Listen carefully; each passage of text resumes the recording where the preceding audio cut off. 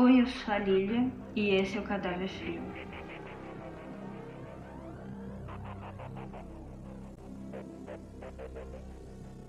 No dia 13 de novembro, 4 estudantes foram encontrados mortos no campus da Universidade de Idaho, nos Estados Unidos. Mas quem eram eles?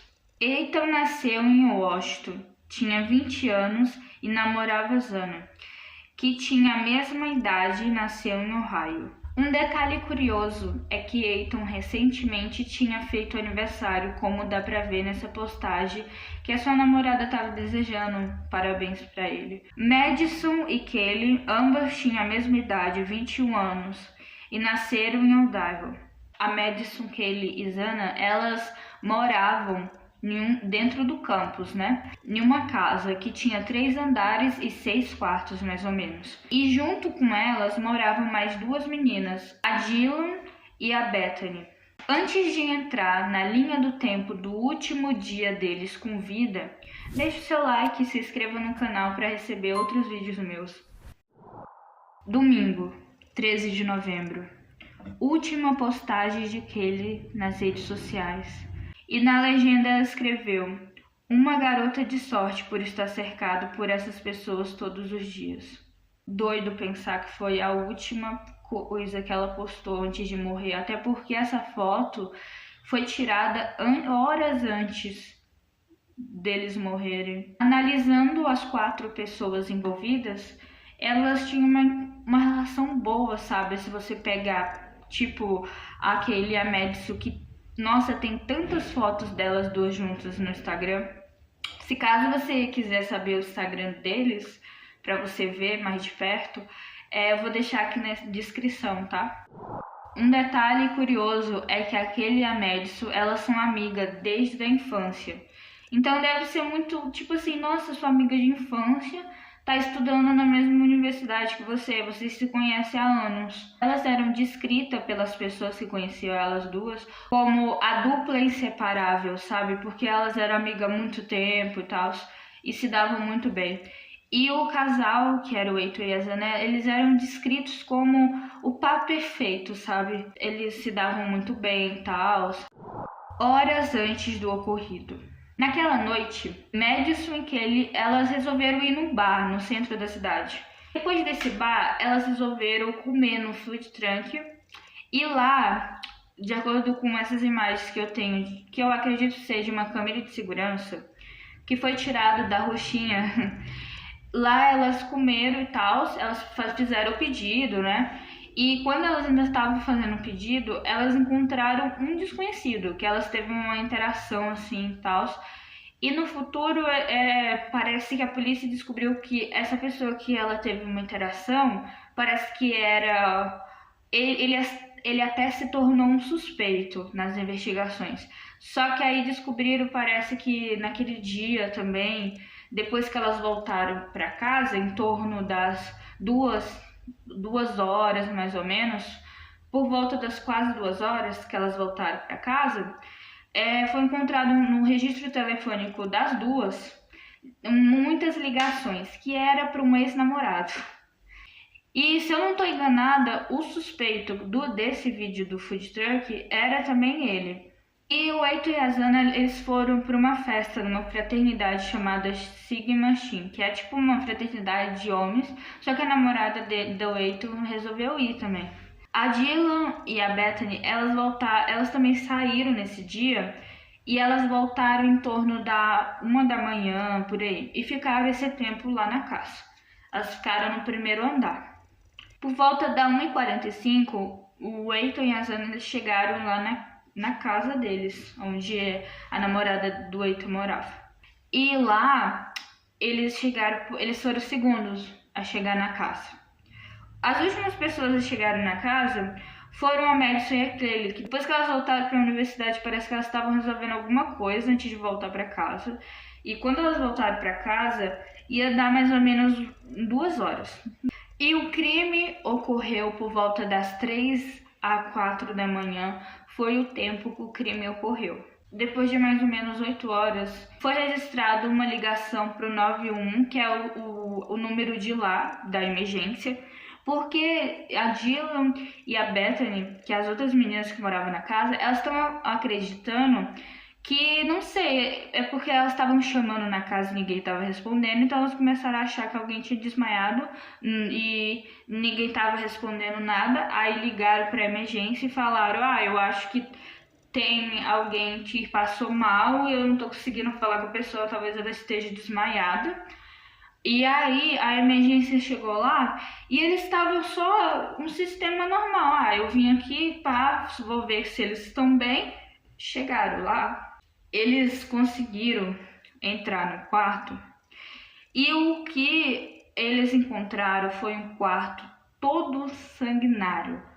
Tipo, as pessoas, como é uma cidade de mais ou menos por torno de 25 mil pessoas, é tipo o interior, sabe? As pessoas que trabalhavam lá nunca tinham visto uma cena tão horrível assim. As vítimas que morreram, elas foram esfaqueadas mais ou menos no torno aqui, torso, né?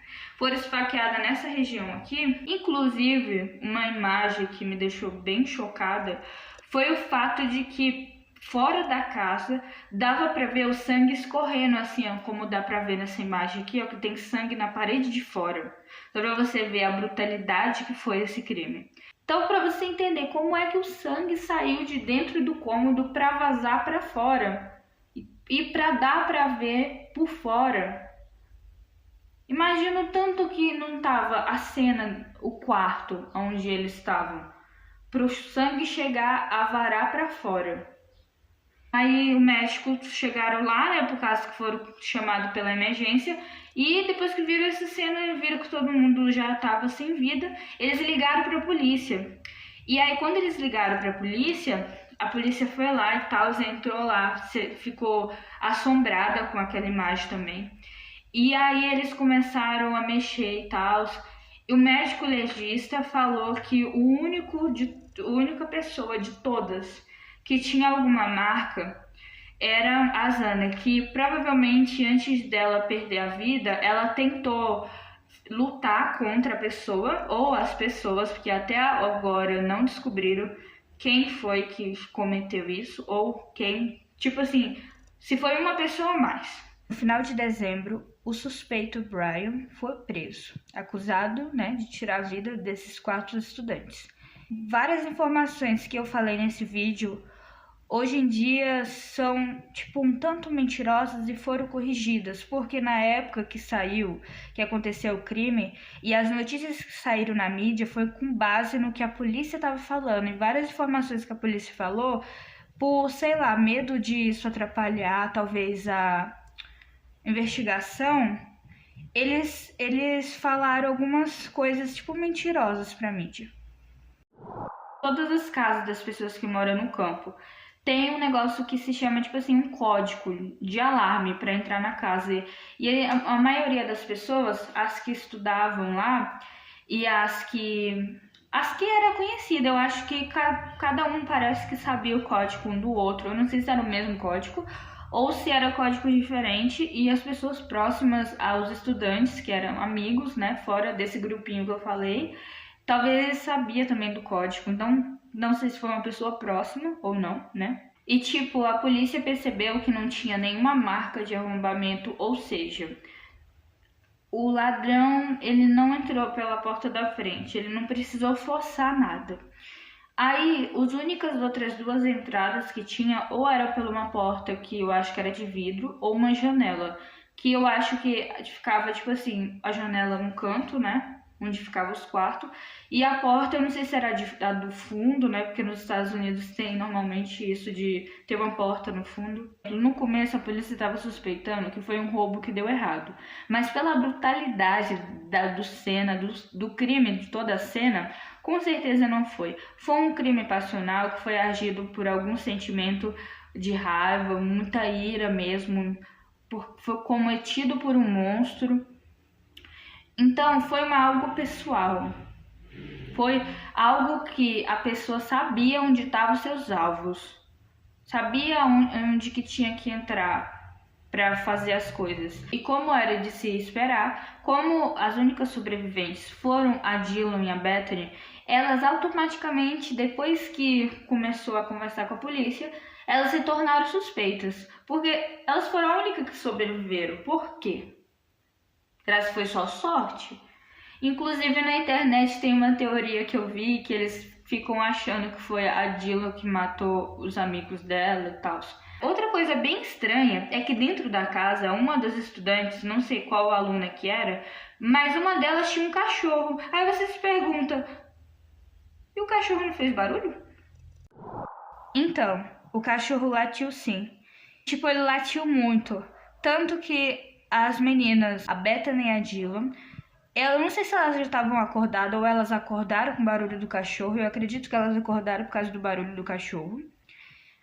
Eu acredito que quem falou isso pra polícia foi a Dylan. Ela disse que viu o suspeito quando ele estava saindo da casa. Como ele estava com máscara no rosto, ela só conseguiu ver que as sobrancelhas dele eram tipo espessas, grossas. Outra coisa também que uma das vítimas disse é que ela escutou um barulho vindo do quarto da Kaylee. Tipo barulho assim, sabe? E depois ela escutou um choro vindo do quarto da Azana. E depois ela escutou uma pessoa dizendo tipo assim, vai ficar tudo bem. Então tinha probabilidade de algum vizinho ficar escutando esses barulhos estranhos e ligar para a polícia. Então o criminoso deve ter pensado assim, tenho que fugir logo senão alguém vai me pegar. Então ele acabou não matando as que sobreviveram, entendeu? Outra suspeita que a polícia levantou também foi, tipo, crimes relacionados também. E teve dois crimes que aconteceu, acho que foi um no ano de 2015 e outro nos anos 90, 95, por aí. Que foi um crime, assim, cometido por arma cortantes, tipo faca, essas coisas.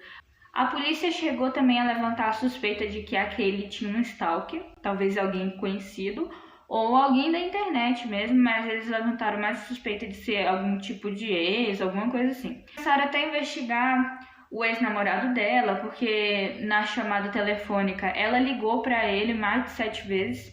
Ela ligou várias e várias vezes com o celular dela e também pegou o celular da Madison para ficar ligando pro Jake, que é o ex-namorado dela. E a polícia ficou, ué, por que essa foi a última ligação dela? O que eles estavam falando, né?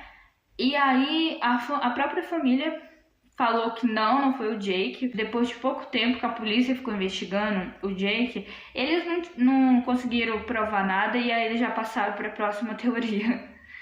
Eles até tentaram, relacionar um cachorro que tinha sido encontrado todo esfolado semanas atrás. Outro detalhe desse crime é que semanas antes, algum tempo antes de chegar a ter vítima, o próprio universidade falou que tinha um cara que ele foi agressivo com alguns estudantes e aí, levantaram uma espécie de alerta para tomar cuidado com esse cara e tal. Mas até aí não foi resolvido nada. Esse cara depois ele sumiu. De acordo com as pessoas que estavam envolvidas nesse acontecimento, falaram que era um cara que estava todo de preto, um cara branco e tal. Mas aí não fizeram nada a respeito disso. Aí passou um tempo e aconteceu isso. A polícia não sabe se isso tem a ver com se for a mesma pessoa ou não. Até porque é só mais um suspeito para a lista, né? A família daquele deu várias entrevistas. Chegaram a falar que a polícia estava fazendo um trabalho não tão bom. Eles suspeitavam de uma pessoa, aí começavam a trazer para a polícia, interrogavam e tudo mais. Aí, como eles não acham nada, que prove que aquela teoria tá certa, obviamente a polícia solta, né? Até porque eles não podem deixar uma pessoa que eles consideram suspeito sem prova nenhuma lá preso ou alguma coisa do tipo. O governador do estado chegou a dar mais ou menos fundos para investigação, ele deu muito dinheiro, mais ou menos $1 milhão, para que a investigação ocorresse de forma mais rápida, para que a polícia e os envolvidos tivessem recurso para investigar as pessoas e tecnologia. No dia da cena do crime, tinha 5 carros estacionados mais ou menos perto da casa. Eu só sei que esses carros, eles viraram também cena de crime. A polícia confiscou esses carros porque estavam lá parados e tal. Falando em carro, mais ou menos poucas horas depois que o crime ocorreu, um Hyundai branco, ano 2011, 2013, ele foi visto saindo lá de perto. Esse carro começou a se tornar suspeito, só que a polícia não tem a placa. Como é que eles vão encontrar um carro? E através das câmeras de segurança que existem na cidade, a polícia viu o carro dirigindo em alta velocidade para o rumo da mesma universidade que ele estuda. E assim a polícia começou a investigar todos os carros que tinham o mesmo modelo desse e chegou até o Brian. O caso do celular dele encontrou ele próximo à cena do crime no dia do crime. Isso é, muito suspeito, né? Dados de 4 meses atrás, 5 meses atrás, tava mostrando ele próximo do local onde as vítimas moraram. Então a polícia começou a pensar, será que ele estava stalkeando as vítimas antes de acontecer tudo? Até agora esse caso não foi levado a julgamento, mas se por acaso o suspeito for condenado, ele tem grande possibilidade de ser condenado à pena de morte. Enquanto eu escrevi o roteiro desse vídeo, eu tive que pesquisar o caso em vários sites gringos, traduzir página, escrever o roteiro e tal. E eu tive que, inclusive, olhar as redes sociais deles para ver se eu encontrava alguma coisa assim que fizesse relevância para contar a história. Enquanto eu via as fotos das vítimas nas redes sociais delas, eu senti uma enorme tristeza, sabe? Eu não conhecia essas pessoas. E provavelmente eu não iria conhecer eles porque eu não moro naquela região. E eu também não falo inglês. E, eles eram pessoas simples, estudantes de uma universidade, pessoas normais. Não era, famosas e tal. E eu senti uma enorme tristeza de pensar que aquelas pessoas, todas elas tinham uma vida, tinham famílias, tinham amigos, elas eram pessoas felizes, sabe? Tinha toda uma vida pela frente. E nossa, se você, eu deixei as redes sociais de todos aqui embaixo na descrição, se você fizer como eu, ir lá stalkear cada um, você vai sentir o mesmo sentimento de pensar, cara, essas pessoas morreram de uma forma brutal. E elas tinham toda uma vida pela frente, eram pessoas novas, sabe? E tiveram a pior morte possível, sabe? Alguém te matar, sabe? Aparentemente por motivo nenhum. Só simplesmente escolher uma vítima e ir lá e tirar a vida dela pelo simples prazer de tirar a vida de alguém. E eu senti esse sentimento de angústia, sabe? Esse sentimento de tristeza de pensar isso. E eu espero do fundo do meu coração que essas pessoas tenham a justiça delas, que encontrem o criminoso e tal. E se tiver mais atualizações sobre o caso no futuro, tenho certeza que eu vou trazer aqui no canal, tá? Até o próximo vídeo. Esse foi o Cadáver Frio de mais uma Sexta-feira 13.